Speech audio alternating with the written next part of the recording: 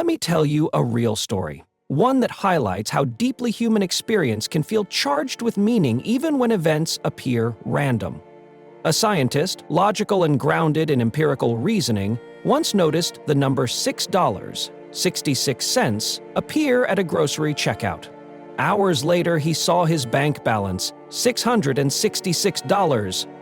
The repetition unsettled him, not because he believed in superstition, but because it stirred something emotional and unexplainable. Later, through reading Carl Jung, he discovered the concept of the shadow, the unconscious dimension of the psyche that holds suppressed traits, desires, and inner tensions. Jung's theory of synchronicity suggests that such emotionally charged coincidences, while not causally related, may reflect symbolic alignments between a person's inner psychological state and external events. Jung and physicist Wolfgang Pauli explored these ideas through a philosophical lens, proposing that mind and matter might be two complementary aspects of a deeper unified reality, the unmus mundus. While this framework is not empirically testable, it remains a provocative hypothesis about the possible symbolic structure of reality, sitting at the intersection of depth psychology, symbolic reasoning, and quantum theory. It does not claim causal influence of the unconscious on physical events, but explores how deeply subjective experience and patterns of meaning may reflect a broader, non-causal coherence between inner and outer worlds. Let us explore a deep and powerful concept from analytical psychology, the shadow, and how it may influence not only the inner life of a person, but also their creative and intellectual impact on the world. This idea comes from Carl Jung, who believed that the mind contains not only conscious thoughts and intentions, but also unconscious elements, and among them, the shadow plays a central role. In Jung's model, the shadow is the hidden part of our personality, the one we often try to ignore or deny. It contains traits that we consider unacceptable, shameful, aggressive, or socially undesirable. But the shadow is not limited to so-called bad qualities. It also includes suppressed strengths, passions, and potential that we have never fully expressed. The key idea is that if left unacknowledged, the shadow operates unconsciously, influencing our behavior, relationships, and even our destiny without us realizing it. You might ask, how can this internal shadow influence real events in a person's life or work? The answer lies in the way unacknowledged inner conflicts, fears, or obsessions can manifest in creative bursts, psychological struggles, or even groundbreaking discoveries. Let us look at three historical figures: Isaac Newton, Nikola Tesla, and Alan Turing. Through this lens, take Isaac Newton, for example. He is famous for laying the foundations of classical physics, but few people know that he spent more time in secret studying alchemy and biblical prophecy than on mathematics. Newton repressed much of his mystical thinking in public, yet it was this inner tension between rational science and mystical belief that drove him to seek hidden order in the universe. His obsessive search for invisible forces, such as gravity, can be seen as an external expression of a deep inner conflict. His shadow may have included a need to impose control on a chaotic world, shaped by early trauma and solitude. Now consider Nikola Tesla, one of the most original inventors of the modern era. Tesla openly embraced visions, voices, and strange intuitions. He saw flashes of light that brought entire machines into his mind. His shadow included intense isolation, grandiose visions, and emotional instability. At times, he saw himself not as an ordinary inventor, but as a channel for higher forces. His unresolved inner tensions, his compulsions, repressed desires, and fear of intimacy both fueled his genius and eventually led to his emotional collapse. In Tesla's case, the shadow was not hidden. It poured into his reality, merging inspiration with suffering. Finally, Alan Turing, the father of computer science, showed another face of the shadow. He possessed a brilliant, analytical mind, but he lived in a society that criminalized his sexuality. The repression and societal rejection of a core part of his identity contributed to deep personal suffering. At the same time, the very qualities he was forced to keep hidden, emotional depth, imagination, sensitivity, gave him the insight to invent abstract machines and decode the invisible patterns of life and intelligence. His shadow, while a source of pain, was also a wellspring of innovation. So how does the shadow influence reality? It can manifest through emotional outbursts or breakdowns, obsessive pursuits or perfectionism, sudden insights or visionary thinking, conflicts in relationships or with institutions, creative genius shaped by unconscious drives. Jung believed that the key is not to suppress the shadow, but to integrate it. By becoming aware of our hidden aspects, we can reduce inner conflict and use that repressed energy for growth, creativity, and authenticity. He called this process shadow work, facing the uncomfortable parts of ourselves to become more whole. This topic matters today more than ever. In science, art, and leadership, unacknowledged shadow dynamics can lead to both brilliance and destruction. But when explored consciously, the shadow becomes a source of power and renewal. Understanding the shadow invites us to ask, what parts of myself have I hidden, and how might those parts be shaping my life, my work, and even the world around me, without my awareness? In Carl Jung's analytical psychology, the shadow represents the unconscious aspects of the psyche that an individual denies, represses, or disowns. It includes instincts, emotions, drives, desires, and traits that contradict a person's conscious identity or societal expectations. The shadow is not purely negative. It also contains repressed talents, creativity, and potential.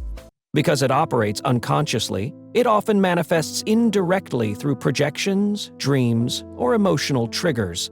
Recognizing and integrating the shadow is considered essential for psychological wholeness. A person who sees others as selfish may unknowingly suppress their own assertive needs. It is like a backpack we carry, but never open, heavy, invisible, and filled with parts of ourselves. When the shadow is not acknowledged, it acts as a disruptive force in the psyche, creating inner tension, irrational behavior, or self-sabotage. Individuals may project their shadow onto others, misattributing their own denied traits as flaws in the outside world. This repression consumes psychological energy, often leading to anxiety, depression, or compulsive behavior. Alternatively, it may burst forth in moments of crisis or creativity. Engaging with the shadow allows the individual to reclaim lost psychic material and achieve inner integration. A perfectionist who fears failure may procrastinate due to an unconscious belief that mistakes are unacceptable. It is like pressing down a spring. The more you push it away, the harder it pushes back. Isaac Newton was deeply religious, secretive, and often hostile to criticism, traits that may reflect an unintegrated shadow. While he is known for rational physics, his private writings reveal obsessions with alchemy, prophecy, and judgment. His repressed emotional world surfaced as hostility toward rivals such as Leibniz, and a drive for personal perfection. These inner tensions may have fueled both his obsessive discipline and his visionary thinking. The shadow, in his case, seemed to manifest as both isolation and intellectual brilliance. Newton spent years alone decoding biblical prophecies, even as he constructed universal laws of motion. It is like a man building telescopes to chart the heavens while haunted by visions from ancient scrolls. Nikola Tesla exhibited traits often associated with the creative shadow: obsessive habits, intense solitude, and mystical visions. He rejected conventional social norms, claiming to receive inventions in dreams or bursts of intuition. His shadow may have carried both his visionary insights and his eventual self-destruction. Tesla's later life became increasingly erratic, filled with paranoia, symbolic rituals, and self-imposed isolation. His brilliance and downfall appeared deeply linked to unresolved unconscious material. Tesla spoke of images appearing to him fully formed, such as his idea for the alternating current motor. It is like a storm that powers a city, but also topples the tower that summoned it. Alan Turing's groundbreaking work in logic, cryptography, and artificial intelligence emerged alongside deep personal repression. Living in a society that criminalized his homosexuality, Turing internalized shame and faced systemic persecution. His emotional isolation may have intensified his focus on abstract, non-human systems like algorithms and machines. Turing's shadow was shaped by cultural rejection, leading both to extraordinary achievements and tragic consequences. His internal reality, split between intellect and forbidden identity, defined his genius and his suffering. Turing created the foundations of modern computing while being chemically castrated by the state. It is like designing a perfect code to decode the universe while being exiled from one's own humanity. The shadow influences perception, behavior, and relationships through projection, displacement, and suppression. It can create distorted thinking or irrational fears, especially in emotionally charged situations. At the same time, it often appears in dreams, slips of the tongue, and artistic expression. When harnessed consciously, the shadow can become a wellspring of creativity, courage, and authenticity. The more repressed it is, the more it controls from behind the scenes. A person might unconsciously sabotage relationships out of a hidden fear of vulnerability. It is like a hidden virus in a program. Everything runs normally until a certain condition is triggered. Shadow integration involves consciously acknowledging and accepting disowned parts of the self. This does not mean indulging destructive impulses, but understanding where they originate and transforming them into usable energy. Techniques include dream analysis, journaling, dialogue with inner figures, and creative expression. Psychologically, this process reduces inner conflict and opens the door to new insight and authenticity. Integration is not a one-time event, but an ongoing relationship with the unconscious. A leader who recognizes their suppressed need for control can become more collaborative without losing authority. It is like mining beneath your house. Dangerous at first, but it reveals buried treasure and stabilizes the foundation. Just as individuals have shadows, so do cultures, institutions, and societies. Collective shadows include repressed histories, taboo topics, and systemic injustices hidden from mainstream narratives. These collective shadows can erupt as cultural crises, conspiracy theories, or collective trauma. Awareness and dialogue are necessary to bring unconscious patterns to light and prevent repetition. Shadow work at the societal level requires humility, openness, and reconciliation. A society that denies its colonial past may unconsciously perpetuate inequality and exclusion. It is like a mirror cracked by forgotten guilt. Until repaired, everything it reflects is distorted. The shadow is not only a psychological burden, but a driver of creativity, invention, and scientific insight. By confronting what lies outside one's conscious identity, individuals can access untapped sources of originality.